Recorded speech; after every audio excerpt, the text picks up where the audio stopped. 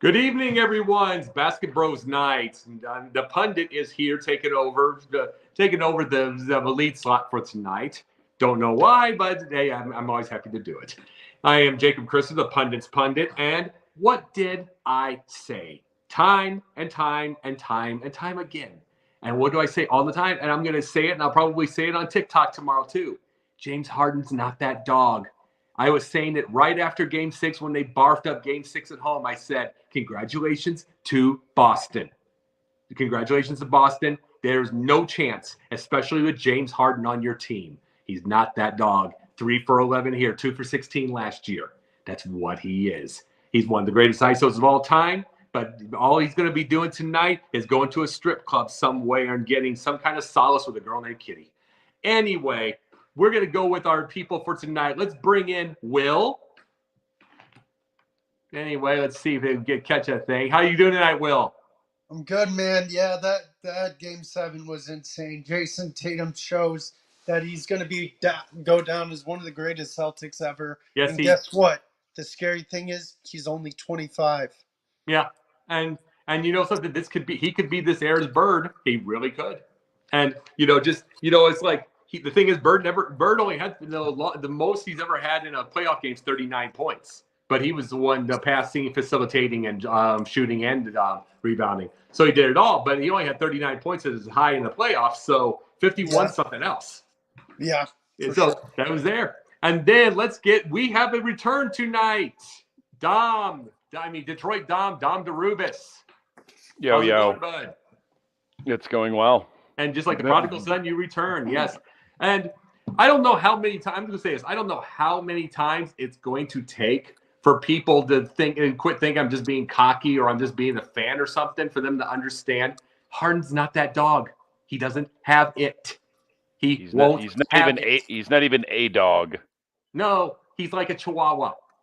He's a Game 7 chihuahua. And it's like I said, he's going to go to a strip club somewhere with a girl named Peaches and another girl named Kitty. And it's going to be over there, and he'll take solace in that fact. And then in the midst of it, he can wear his the Cookie Monster thing or whatever he wore in Game 1. That's what he can do. And either way, but something now that that's over with, and I, as usual, prove myself right. Let's get to more important topics right now. Let's go to the first topic. Oh yeah, Lisa Leslie. Now, the big thing about it is I was the one that brought this part up whatsoever, and I don't get the stat because my main thing is I've been busy all day, so I didn't get the stats whatsoever. But the biggest thing about it is during the early years of the WNBA, she was the woman. Outside of Cynthia, what was it? Cynthia Cooper, is it? Yep. Yes. Yeah. I have your whole rundown if you want. I figured Jay would do it. I'm just going to say this, but other than her, who had 4 straight rings to start their career, in Houston, it's like you have those. And yeah, I appreciate the rundown. So do the rundown for me on her stats. 3-time WNBA MVP, 4-time Olympic gold medalist, the first dunk in a WNBA game, 8-time All-Star, 2-time WNBA champ, top 15 WNBA player, Naismith Hall of Famer, Women's Basketball Hall of Famer, current head coach of the Triplets in the Big Three, and immediately upon taking over the coaching role for that team, she won a title in 2019. She's obviously an all-timer, but keep going. Oh yeah, she's the biggest thing with. Lisa Leslie knows the game. Look at the times that she's gone on TNT. She's gone on TNT, and she's kind of also a current analyst for the Magic. Yep. Well, see, people to this day are still not used to the woman analyst, but you get Doris Burke, you got Lisa Leslie. They know their stuff. And let me ask you a question here, Will. Mm-hmm. By itself, and I'm just asking this. You get a Lisa Leslie and you get the size that she is. What was she, 6'4"? I don't know. What was she? I'm just bringing, I believe that she's either 6, I think she's 6'3" or 4. But really, overall, if she was to play NBA ball, is it too fast for her still, or do you think she'd get by on a jump shot? Huh? 6'5". Okay. No, I think she'd be perfect because there's two. First off, I want to bring up that we brought I thought of this topic because today is Mother's Day, and we want to honor all the moms and talk about Yep. a woman basketball legend as opposed to like always doing men. So happy Mother's Day to all the mothers out there. Absolutely. Yeah, I think there's only like maybe 3 or 4 women who could probably play in the NBA. Lisa Leslie, Cheryl Miller, and there's like probably 3 more. With that being said, Lisa Leslie was amazing. 101 points in a high school game, tied with Cheryl Miller. In 120 games in college, she averaged 20.1 points per game, made 53.4% of her shots, has the most blocked shots in a season for University of Southern California with 95. All Pac-10, all years in college, she was there. 1994, she won multiple National Player of the Year awards. First woman to dunk in a WNBA game. Also have 3,000 points, 4,000 points. Sparks all-time leading points and rebounds, 6,000 points. And she's the first woman to get 10,000 points, rebounds, and assists. She is also the USA all-time scoring leader, rebound leader, and shot blocker for Team USA Women, and one of 2 to have 4 gold medals. So overall, this woman is definitely and should be in most people's WNBA or college, probably both, Mount Rushmore. Yeah. And how is she only top 15 WNBA players? I think she's top 3. Right. yeah. But here's my thing, though. This is my thing. When I'm saying about, see, I'll do this on Pundit most of the time. Well, as you've seen, you watch our show, Will. When I'm saying stuff like that, I've never ever said a woman. I'm not playing the 1930s, 40s thing like what men said. Oh, the women, oh, blah blah blah. They stink. They couldn't play with the men. And I'm not saying it based off of skill. I'm saying it based off of biology and size. It's like you get 6'5". She would be Huh? in the NBA. She was a center in the WNBA. In Right. NBA standards, I would see her as a shooting guard, small forward combo. Oh, understand. But here's what I'm saying, though. Even though there's not a lot of posting up and bodying up, I mean, she's 6'5". Can you see her putting a body on Joel Embiid? Is my point. I think It's like so. I've had Joel Embiid before. I sat next to him, stood next to him. I've met the guy before. The guy's hands are this. We have 2 of mine. Congrats on your one and only MVP, Joel Embiid. Because they changed the rule a week before you won it, ensuring you would never win another one. Well, but this is the point I'm saying is like, could you see her with bodying up with Embiid, bodying up with Antetokounmpo, Giannis?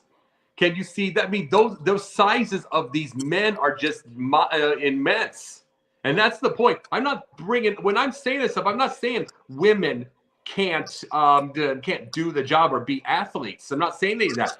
In fact, all I'm saying, like Will and whenever Dom comes back, if the biggest thing I'm saying is the fact that even if like if a woman plays male baseball and fouls something off, she's already much more of an athlete than most men.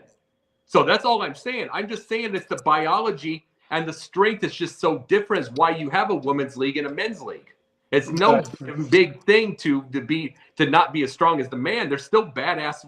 They're still badass athletes. Mm-hmm. For sure. Lisa Leslie was an absolute badass player. Yes, she was. If I'm reading this right, listen to this. During the first few weeks of middle school, a classmate asked Leslie to help out the basketball team. On her first day of basketball tryouts, team members were told to split into 2 groups for layup drills, lefties and righties. Leslie was the only lefty in the group, so from then on, she decided to become right-handed dominant so she would not have to stand in a line by herself. That decision worked to her advantage as she became ambidextrous. That's insane. Yeah. Well, you know something? I think, is it Maravich ambidextrous or what? Yeah, so was Bird. Well, a lot of people were. He probably Pete Maravich was an alien. Huh? Oh, yeah. Pete Maravich was an alien. Yeah. But no, he was not born on this planet. Probably scored a quarter of his career points with the left hand is what I'm saying. So it's like, yeah, they're ambidextrous. It's really good. You don't see too many of those in the NBA now. No, you don't. That can do everything with their left hand as long as the right. Yeah. I mean, I saw Rasheed Wallace shoot a left-handed 3 in the All-Star game. Right. Well, you do that with the All-Star. They haven't done defense in All-Star game in 20 years. Yep. 20. Yeah. You mean 40? And by 40, you mean no, ever? they played defense in the 80s and 90s, early 90s on those All-Star games. True. They were competitive. Fair. Well, yeah, because there was guys that played defense. Yeah. Even if they tried to now, who's going to play defense? Yeah, exactly. Jimmy Butler, and that's about it. Yeah, but I'm saying it's been 20 years since they played defense in an All-Star game, so we just don't need to talk about it. Yep. So either way on that. But really, let's go on to the next topic. We're going to go to that for a second here. Ah, sweet. I love when my light goes out. I love this one too, and you're gonna love what I have to say, but I'm gonna wait. Oh yeah, Stockton and Malone. I love when my light goes out. No big deal though. But one of the biggest things, Stockton and Malone, is like I look at this as this was the time. They were the era. You know, the pick and roll. They were, you know, when everybody there was like 4 people in the paint. So if you got the ball in there, you earned it. It's like a pick and roll now, there's nothing because no one's in the paint to defend anything. It wouldn't be anything. Stockton now would probably have 25,000 assists. It's like there's no one in the paint to do that. He did him having 15,000 assists. There's that point. And then Malone, you remember he's slipping the ball through to like 3 people in that paint. So those were. And I would argue that Stockton would have less assists for 2 reasons. What do you mean? One, he's shooting. Exactly. And he would not be passing to Karl Malone shooting mid to deep range 2-point shots because no one does that. Yeah. But I think though, if he was passing though, it's like they'd be the easiest assists of all time. It's kind of there's just what that is. There's just not the same defense. But all I'm thinking with Stockton and Malone is they missed out on a ring in one of those years because Michael Jordan. Because what? Because Michael Jordan. Because Michael Jordan, unlike LeBron, actually stopped Hall of Famers from getting rings. That's true. Several of them. Mark Eaton also retired too early. He had bad knees. So I mean, you got to realize Mark Eaton was pretty unstoppable in the paint. He would have stopped one of those rings. Yeah. Yeah. But what do you think, Will? Yeah. They would be in my top 5 duos. They're barely on the outside looking in. If they want a ring, because you got so many other duos like Jordan and Pippen, blah blah blah. You got so many. The fun thing about Stockton and Malone, they were picked in back-to-back drafts. Stockton led the NBA in assists for 9 straight seasons which is I don't even know who came close. I can't even remember to beating that. Probably no one. Stockton's number 1 in assists all time. Malone's 7th in points all time. They played 18 years together. 18. That'll never happen. Yeah, like most duos will probably split up in like 5 years. Well, this one in Philly's gonna split up in 2 years because easily. But yeah, they were the dynamic duo of that time. Besides, I would say the second best. I would say third because you got in my eyes it goes MJ and Pippen, then it goes Magic and Kareem, and then it would go these 2. Magic and Kareem were... No, I'm sorry, 4th, because then you got Bird and like McHale or Bird and McHale were... Steve Nash led the league in assists for 3 straight years. Yeah. He's the next closest. Bird and McHale were 12 seasons together. Magic and Kareem were 9 seasons together. So 18 seasons, that says something. Yeah. And Stockton stuck out through his whole career there. Malone just wanted to go win a ring, so he went to LA. Well, that's no different from Ray. Pistons stopped him. Colorado. Oh, I'm sorry. Wait. 1, 2, 3, 4, 5, 6, 7. Bob Cousy, 8 straight seasons. Sure. And no, but what I was saying is like it's no different from Ray Borkin going from Boston to Colorado to win his ring, and the Boston fans were proud of it. But the biggest thing, one of the biggest issues, the things that I have with Stockton is just the fact that when I see him and I watch how he played the game, I don't see in this era. I don't want to see anybody calling him point guards anymore. I'm sorry, Steph Curry's not a point guard. He'd be the only real point guard out there. There's 2 guards. There's 2 shooting guards practically, maybe a 1A and 1B. but there's no real facilitator of that anymore. The last one I remember, we're going to talk about him later, so I won't spoil it. Right. Yeah, my boy. Right, but I'm just saying though, is like, I mean, with the way that you're right, but with the way they go, and the way they play, it's like there's too much ISO ball now. It's like there's not a lot of facilitating. There's not a lot of setting the play up. There's not a lot of that. And that's not me blasting on Steph. Steph's an all-time great. I just won't say all-time great point guard. I'll say all-time great guard. Exactly. He's the all-time greatest shooter. Yep, exactly. But that's the thing. A Stockton shows what a point guard does. He is the quarterback of the play. There's no quarterbacks of that. I mean, Chris Paul's it. Indeed, yep. Fully. And who? Oh, yeah, okay. Chris Paul might be the last great point guard. Yeah. It's like, but he improved his outside shot a lot late in his career. Yeah. Oh, no question.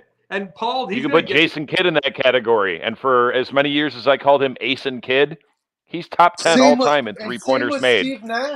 Same with Steve Nash. He passed and he shot. No, Paul. He's Canadian. He doesn't count.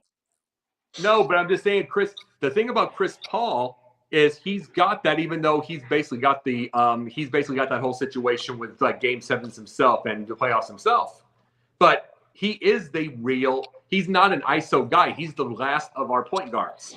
So now that we get this, and we've seen Stockton and we've seen Magic stuff, they're not facilitating anymore. That's not that. The triple doubles now are coming from basically let's go find a 3-point shot. It's not setting up a play to get it inside. It's a different game. Yep, 100%. Yeah, and those are what that is. And now, really, here's my question to you, Dom, and I'll go to you also, Will. Let me ask you guys: do you think now that in this era there's a possibility of ever bringing back the point guard, a facilitator in this era?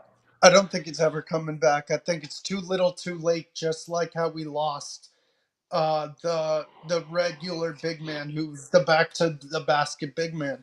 So no, I don't think it's ever coming back. I think it's gone because all these kids want to do now, no offense to Steph, like you say, he's an all-time great, is want to shoot. No, shoot passing. And guess what? I saw that today with the Boston game. I mean, like, what was it? I think Marcus Smart had an easy layup and he pitched it out for an open 3, which was missed actually. And I'm like, I'd rather just take the 2. But I'd take the 2 for that moment, even though they won by 28 or 26 or something. But no, the biggest, to me, all I'm saying this for myself, the only reason, that's true, but you got to realize the fullback is back in a different way. It's back in a certain different way. It's used in Detroit. It's used in Detroit. That definitely not. We don't have a fullback. Well, no, I'm talking about with Campbell. Dan Campbell utilizes it, as far as they not in the same way that they did in the 90s, obviously. The Niners use it the most. Who? Yeah, I was going to say Juszczyk. He's a great blocker and an underrated pass catcher. Yeah. But yeah, no true point guard is coming back. Even if the only way it theoretically could would be if your 2 through 5 are all phenomenal shooters. But the thing is, you'll never see a guard that isn't a great shooter ever again because they all have to be. Yeah. And like Will said, that true point guards, dead. Back to the basket center, dead. Yet the Pistons have 2 of them.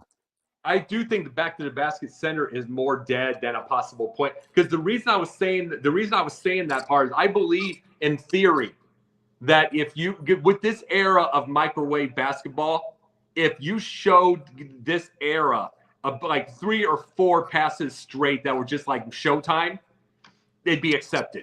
Just like because it would be accepted because college in these this NCAA, these whole thing with NCAA and stuff like that showed that whatsoever, that, there was a lot of good passing in that tournament. Yeah. So I think technically you could do that. The center could come back, but they never will. Yeah, no, but the center doesn't have a chance to come back now because they're all shooting threes. You could technically bring back a point guard if you show enough quick passing to get this thing in, just in that. All I have to say is you'll have to show months and months of film. Right. Sure, but I think I'm just saying all it is you don't just throw the ball back. You can't make 1950s ball where they're doing this and doing this. No, it's got to be flashy ball. It's got to be flashy. A center would have a much greater chance because if you got some sort of monstrous, 6'11" or taller center that weighed at least 260 pounds, yeah, who's stopping him? Well, Anthony Davis for 3 games until his vaginitis returns? yeah, no kidding. I know. But understood totally. But it's like, then again, there's also Giannis who can easily stop. There is Embiid, who's an absolute defensive. He can be a defensive monster when he wants to be. Until he gets hurt. Yeah. I don't want to hear a thing about Giannis. You just lost to an 8 seed and said it wasn't a failure. Giannis has a ring, though. That's the whole point. I mean, you're going to lose. That happens, but he's got his ring. He's got his one. To our next topic? Yeah, absolutely. And I just wanted to bring that to the quick. So, let's go to the next one. Let's go to the next one. Let's see where we're at here. Because third topic, we're going like 29, 18, 13. Oh boy, Rajon Rondo is that just part of that generational thing that Boston seems to get. You know what I'm talking about? The hustlers. Yeah, and you know what? I don't know if you're done, but I'll quickly. I'll say this in a second. Let me say this for a second. Yeah. He's part of those things that are the hustlers. The insane stat, like those stat lines and stuff. Mm-hmm. The hustler, that dives on that floor. Rajon would dive on the floor, hustled everything to go get those ball. He played every second of every game, which is why I couldn't stand it when these teams boo him when he gets on there, because he's a hustler. And then when he got hot, you see that.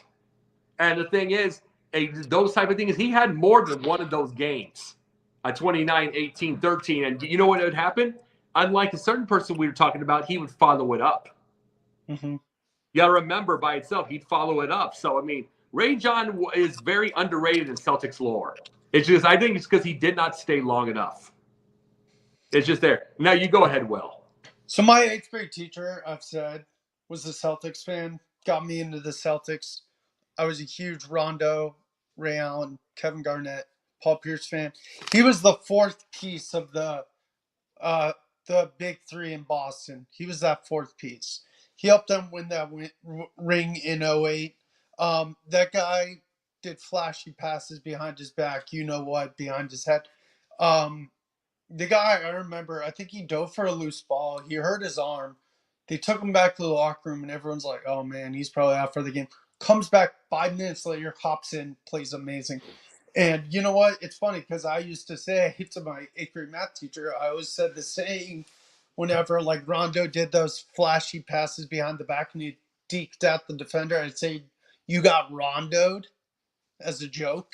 Mm-hmm. So the crazy thing about this game was Ray Allen was horrible from 3. He was 1 for 8. Paul Pierce only had 9 points. He almost had that triple-double in the first half. He was 6'1" and had 18 rebounds. 6'1". The Celtics would go on to win the series. Then they would beat the Magic in 6 in the conference finals. Then, unfortunately, lose to the Lakers in Game 7 of the NBA Finals, in a great finals. 2 years before, they would beat the Lakers in the finals, and this would cause the Lakers to win back-to-back championships. But, yeah, I think if he would have stayed there his career, he would have been, I wouldn't say a top 10 Celtic, but I would say he would be one of the best, most underrated Celtics of all time. But, yeah, I loved Rondo. I had a T-shirt of him when I was younger. He was the man. He was a facilitator. He was just flashy. And I wouldn't say it was Showtime-esque. It was like Showtime 2.0 with Rondo. Not as flashy, but like still really nice passes. But I was sad when he went to Cleveland and Chicago and wherever else he went, because I was like, and LA. He won the ring with LA, I think, in the bubble. But I was like, this isn't the same old Rondo. Like, he was like doing assists, but it wasn't as flashy. And he was, I don't know. It just, after Boston, I did not like Rondo as much. Well, Rondo the biggest thing about Rondo is Rondo's my example of what we talked about with if you could hypothetically bring a point guard back, because you're not bringing back with the way centers shoot. 7-3 centers are shooting threes. He didn't have a jump shot. His jump shot was horrible. Right. No, the back to the basket center thing is gone. I already know this part. But Rondo's an example of if you did, mind you, when I'm talking about facilitating the ball, I'm not talking about black and white 50s.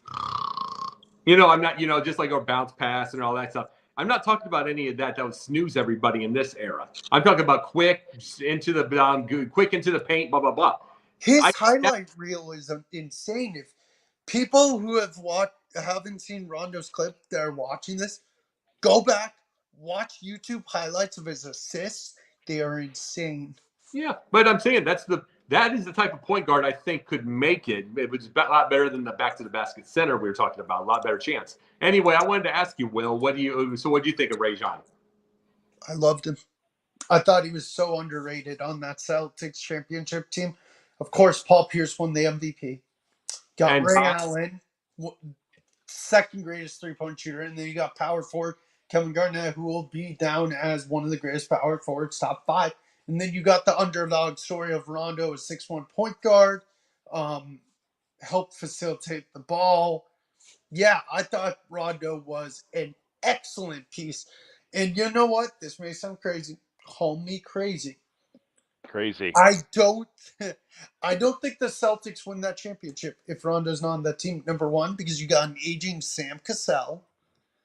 Paul Pierce was good, but that's right. Cassell was on that team. And then Kendrick Perkins too, Leon Poe, bunch of weird ones.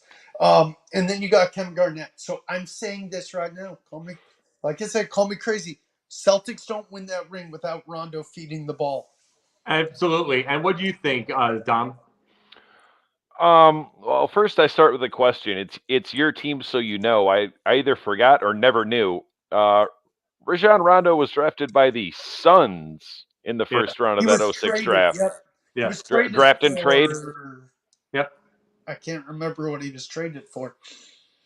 That must have been towards the tail end of the Celtics drafting every Kentucky Wildcat ever for like 10 years straight.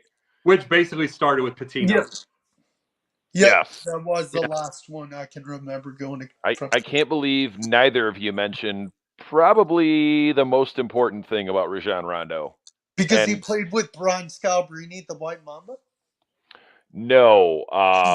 You alluded to it sort of, and I feel like these things tend to go hand in hand. And let me just get in a quick Jimmy Butler plug. What is Jimmy Butler, what's he most lauded for? Other than being clutch? Defense. And why? Because he doesn't have a jumper. Rajon Rondo didn't have a jumper. 4-time all-defensive. At 6'1". Tell me any other point guard at 6'1" that's a 4-time all NBA defensive team. I couldn't tell you, actually. It's a trick question. There isn't one. Well, here's my question on all defense. What is the status of the all defense now? What do they do to choose it? Because there's a lot of lazy defense. Nobody knows. It's just voting. Well, that's true. It's like today I saw some really good defense, like in Game 7. Really stiff defense, especially in the third quarter. But that's not normal anymore. That's old school defense there. It's like I have to wonder, what did they judge it based off of? So, Dom, what do you think about the Celtics team with Rondo? Do you think they would have won the title without him? No, not at all. He was the glue. Like I said earlier, he was one of the last of a dying breed as far as point guards. Like, he could impact a game without scoring because he was a great passer and a great defender. So let's see, who would he have been checking in that Lakers series? Fisher.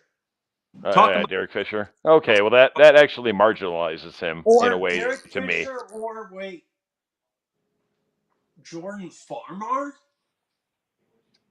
I mean, yeah, but it's not like Farmar started. Jordan Farmar. I mean, that series was scripted anyways. Sports Illustrated told the story months beforehand. I knew they were going to win all along. Yeah, so Yeah. we all did. Oh yeah. Wait, No, okay. but the biggest thing about Rondo by itself is and it's like, guess what? Now Tatum's getting it. Now He's retired, isn't he, Rondo? Yeah, I was just looking. Yeah, last played with Cleveland. Not even When? just Tatum. Last year? 21-22. But no, the thing is not just Tatum. I'll say this: that whole generational thing of hustlers. I'll tell you another one. Marcus Smart. He's gotten 2 straight hustle titles. He got 4-time All Defensive, Defensive Player of the Year 2 years ago. Dude, You know, Marcus Smart is a bad boy. He's a bad boy. But I'm saying it's still that hustle. Still that hustle, though. That was the only reason I was rooting for Philly, because I was hoping they'd break up that team and then Marcus Smart could come right to Detroit and start punching guys in the. Oh, you mean you don't start punching guys in the face for not playing defense? Absolutely. So you don't want Dylan in Detroit? No. I saw your little red face at me when I brought that up. No, it's not happening either. I don't think. Dylan Brooks is going to China. No. That was for me saying Ben Simmons. Dylan Brooks and Ben Simmons are going to China. I'm calling it right now. Yeah, but either way, let's go to the next topic. Let's get the next topic, see where we're at here. Yeah. I'll bring this up to anybody that didn't see it. Reggie Miller. Jay, since you're producing, bring up the clip of it if you can. We don't. If he has it, great. I would love it. But I would love it. But I didn't prepare that tonight. But we will start bringing up clips. We should. But no. Basically, he pushes off on Jordan, gets himself open. Before Jordan gets set up, he shoots the 3, swishes. Place is going absolutely insane. And here's Larry. You know, it's like you left too much time. Yeah, 0.7 seconds. But here's the thing about Bird also. He was bringing that up. Number one, he did have heart palpitations in that year. So they had to get surgery on that, yeah. So he had to get surgery on the year before. So he didn't want to get too excited, but Bird never got too excited anyway. I remember it's 49-14-12 against Portland when his back was completely gone. He just walked off the court when they won in double overtime. Like nothing. He walked off the court when they beat Jordan for the final time. He just walked off the court. Like, I mean, they didn't have near the team anymore, and he still expected to win it all.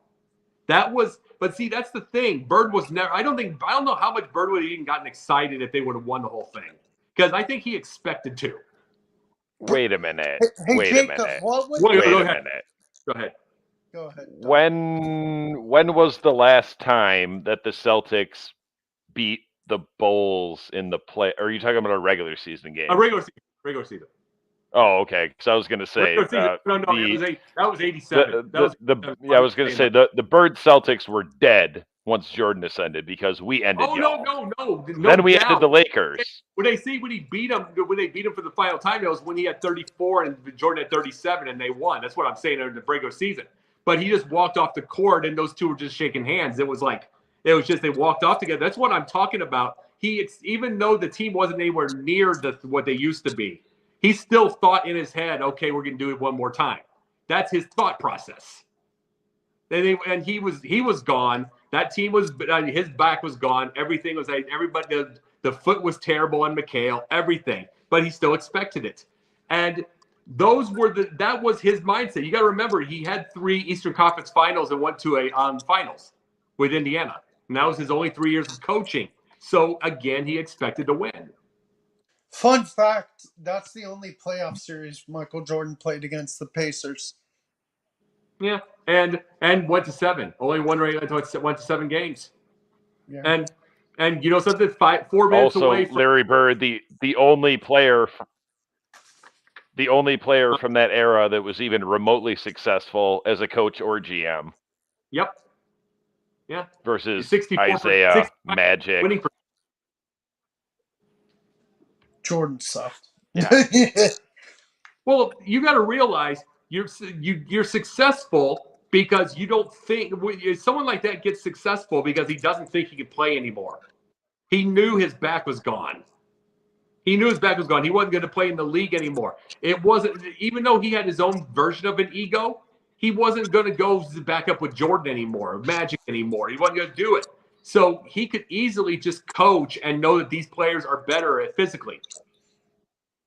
And those were the things. And it's like, but the non-reaction is what the non-reaction. Reggie Miller still talks about it to this day.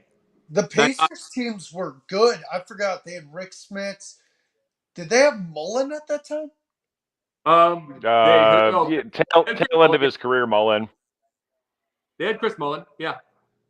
I think the reason that Bird, unlike the rest, were so successful as far as coaching or front office, like Larry Bird was smart, very smart from the very beginning because he maximized his limited physical talents.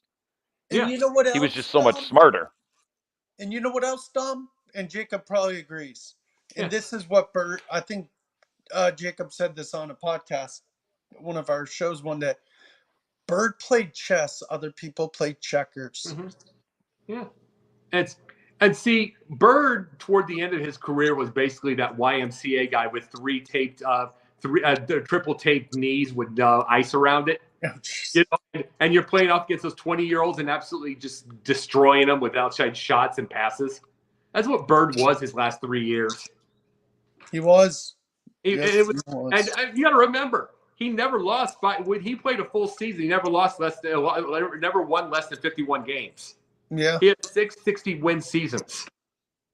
Yeah. So it's like, limited physical things. That's correct. But every time I'm talking about, like when we talked to Rondo, we talked about Stockton and stuff, I truly believe great passing can make it back before the back-to-the-back center can. Yeah. And because the centers are shooting threes now, that's never going to change. Yeah. And if you got a center that can't shoot a three anymore, he's not going to make the league. That's true. So what did you remember that, don't you, Don? Oh yeah. I had to go back and rewatch it. The best part was inbound was coming from the baseline. Reggie ran out to the 3-point line, gave Michael Jordan like the double forearm shiver, turned around and hit that three. But that's not the last time you saw Reggie Miller do something heroic from behind the 3-point line in the waning seconds. When was that one? I think it was just a couple years before that. Like he had hit a three. He went and stole the inbound pass, ran back out to the 3-point line and hit another one. Knicks series, he did that to him. Ah, yes, that was the Knicks. 8 points. And see, here's the thing. Bird has his own version that wasn't in the playoffs, though. You remember the 8 points in 16 seconds? Bird had 7 in 11 seconds to tie that game against Portland. He had 7 points. It was that two. It was the underneath the basket. Then he did a drive in the lane, and then he shot that one-handed three to get overtime. So that was 7 points in 11 seconds. So it's like he did his own. Yeah. Right. And I will say this about Michael, even though I said earlier he stopped all those Hall of Famers from getting rings. Yeah. In there, because by the time he made it past the Pistons, like the Pistons had already killed the Lakers and the Celtics. But if you go back a few years, Michael wasn't stopping them because he couldn't get there. Yeah. But in retrospect, I give Mike his props because he toppled the ones that toppled everyone else. Well, you think of this too. Isaiah and Detroit stopped them all. They stopped them all. They stopped Bird's dynasty. They stopped MJ before he could get there, before MJ could get it. He stopped the Lakers. They did it all, and they have to deserve that credit. Yeah. Got hosed in 87, 88 on that phantom foul on Kareem. Then we came back the next year like, oh, yeah? Sweep. Well, all I can say is Bird by himself kept Detroit from getting three straight NBA things. He did by himself with that steal. Mm-hmm. It's like that team did not belong in the finals. He willed that dang thing. He willed that. Period. I mean, he beat Detroit by himself, and you don't. That is hard to see now. You don't see that anymore. Yeah. Someone willing their team like that. Yep. So it's like, but Detroit came back. Detroit was the better team anyway, not for that time. It's either way. But we have one more. We have one more topic, I believe, do we not? We do. And just letting you guys know, I'm running low on battery. I'm going to keep going as long as I can, and I'll come on in to finish, okay? Just letting you know. Yep, Murray State. Oh, jeez. Yeah. I've got some notes on this. I will talk about this for a second here. Yeah, and I got something to bring up here, and I'm going to let you guys just say, because I just got my own little deal here. I'm going to say this. This keeps happening. John Morant keeps happening. We saw this before. He says, I'm sorry. Then he does it again. You want to know what's going on here? It's the fact that it's like he came from a private school. He's not from that world. But he's got people in a certain world who is guilting him into making it. There are people that'll say this. You're not really black. You're not hood. You're not whatever. And he's so young and he's so impulsive that he has to pretend to be tough guy. Which Napoleon complex. Yes. Guess what? You want to know something? You want to know what the tough guy is? Tonight, I wanted to show a clip. And I didn't know. I wanted to show a clip of James Earl Jones playing Troy in Fences. It was him telling his kid what it is to be a man. I wanted to do that, didn't do this thing here.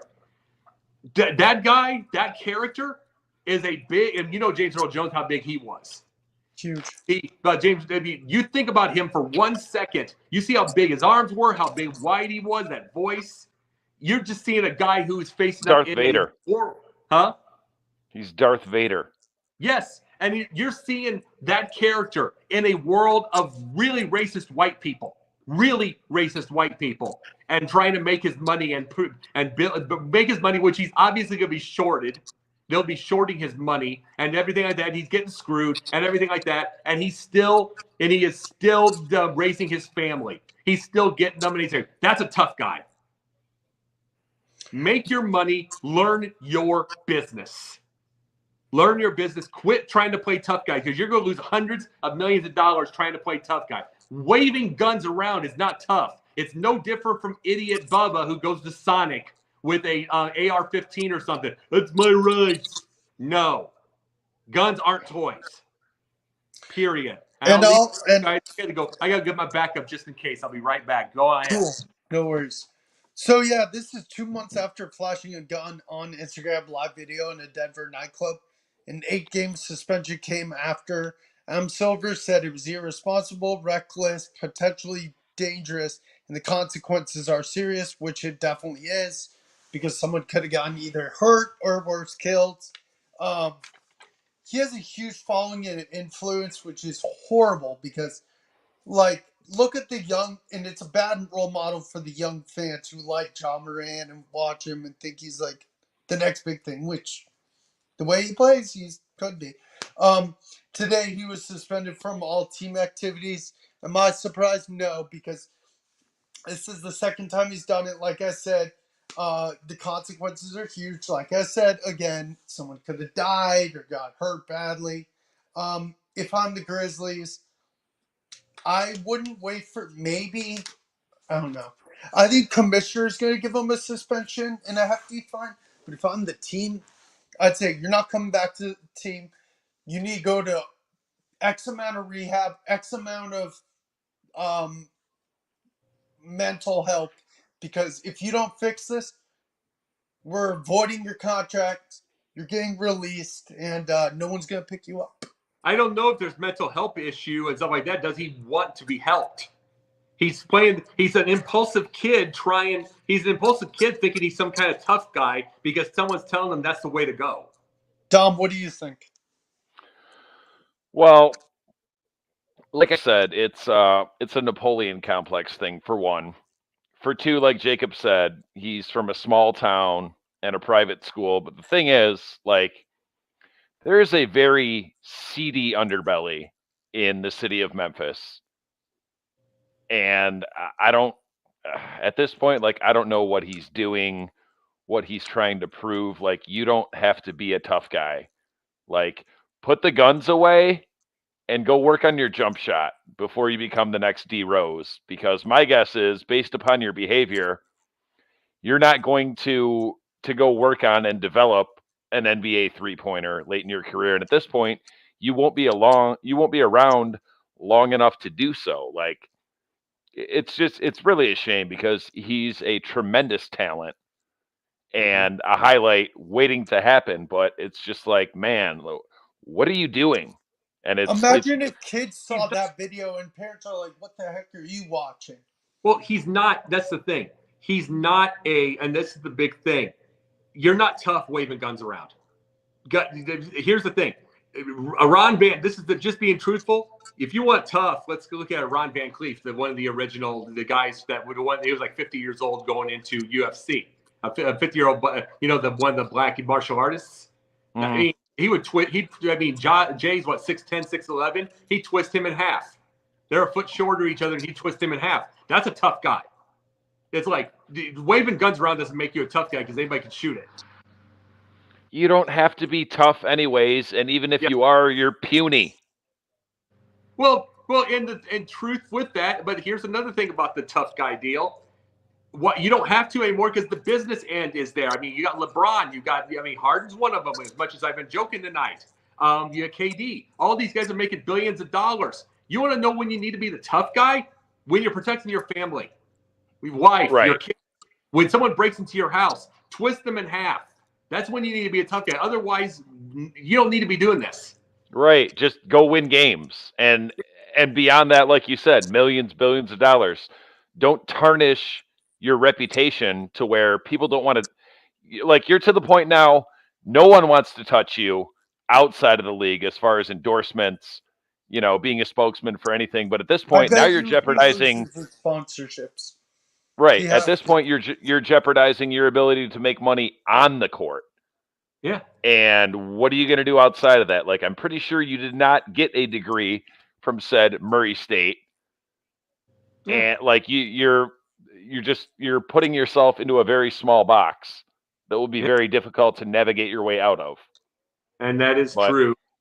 Guys, we are going to stop in. We're going to stop this. I wanted to be able to say this part. Thank you guys for tonight. This was an awesome topics. And Will, tell us where you're at. I want to thank you guys for watching again. You guys can find me here on Sunday nights in the comments section on the South Florida Tribune. Also, you can find me on Wednesday nights on Smoking Jeremy B's NFL Roundtable and occasionally the Gauntlet. And what about you? And what about you, Don? You might see me back here on Basketbros on a more regular basis. I didn't realize until I came on how much fun it was or is, and I missed it. Friday nights, 8 p.m., the Gauntlet. Wednesday nights on Smoking Jeremy B's NFL Roundtable. What else? Drawing a blank. That's it. I don't need to be, but I bring enough of mine up. When they ask, I'm not going to do that tonight. But hey, Denzel, come on in real quick. Just wanted to say this. If he comes in, I hope he. Denzel, thanks for. He's muted. Turn that up. I want to hear you. Turn your mic up. Thank you. No, Denzel, thank you for letting me have that tonight. That was fun. Hey, no problem, man. You guys had a really great show. I'll be back on camera next week. And no, but by the way, remember tomorrow. I'll tell you where my. By the way, I do have pundit views tomorrow, and I'll tell you what it is real fast if I don't blaze out. Her name is Sarah Fields. She's from the Texas Freedom Coalition, and she had found out that there was a school there was a sexual assault in the school of a girl and a bunch of boys, and the teacher was in the room, zoned out, with earbuds, zoned out, and the school boards tried to hide it. And there's parents, and there's a war with the parents and the school board right now. So, but she's all in the midst of this. She has also found about 5 other school districts with their own problems. So we're gonna have a big interview tomorrow. Okay, sounds good. Yeah, that's gonna be on Pundit Views tomorrow. Her name is Sarah Fields. Sarah Fields. All right, yeah, definitely touch base with me tomorrow morning on it. I sure will, and I'll tell you what her email is to do that. All right, awesome. A great show, fellas. Will, as usual. Welcome back, Dom. We're glad to see you, bud. Happy Mother's Day to all you moms. Yes, thank you. Happy Mother's Day, everybody. Take care. Hopefully they shut down soon. I wonder if he's good. Let's see. Well, I wonder if we're going to go to the 50-minute mark. Still live. No, great job, everybody, tonight. That was wonderful. Yes. Great show tonight. So, and for Jacob, Chris,